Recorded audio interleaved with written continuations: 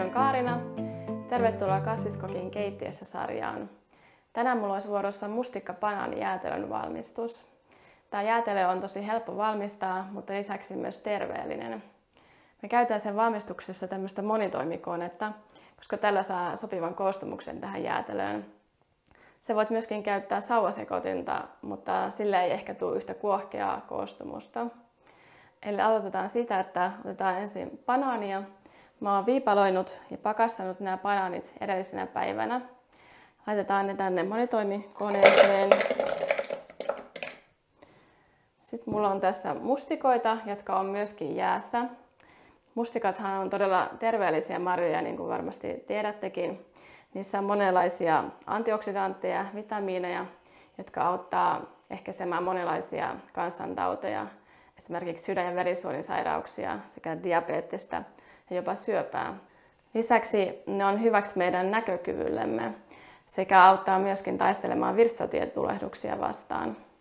Sä voit käyttää myöskin muita marjoja, mitä itse haluat, tai sitten hedelmiä, tai oikeastaan mitään muuta vaan, mitä mieleen tulee. Voi testailla erilaisia makuja, makuyhdistelmiä, mistä itse tykkää. Laitetaan ne tänne myöskin. Sitten mulla on tässä vähän vaniljajauhetta. Voi myöskin käyttää vaniljasokeria, jos ei ole vaniljajauhetta. Sitten vähän makeutusta. Mä laitan noin ruokalusikallisen agave-siirappia.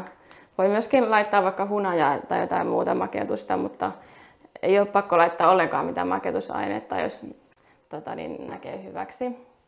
Sitten mulla on vähän tässä kauramaitoa. Voi käyttää jotain muutakin kasvimaitoa.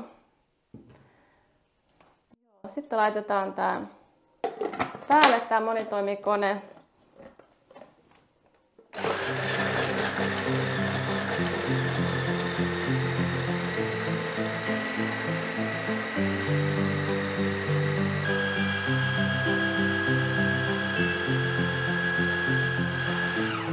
Nyt tää jäätelö on tullut tämmöiseksi kuohkeaksi.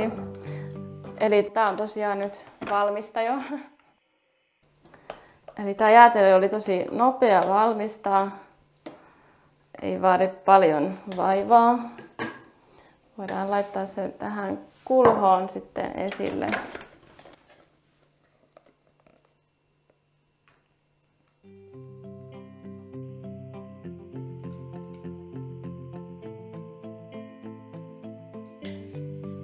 Sitten laitetaan vähän vielä koristeeksi tästä pakasten mustikkaa ja sitten mulla on tässä kookoshiutaleita. Resepti tähän jäätelöön löytyy videon alapuolella olevista kommenteista sekä elämän käyttöohjeen nettisivustolta. Kiitos kaikille mukanaolosta ja nähdään taas seuraavalla kerralla. Hei hei!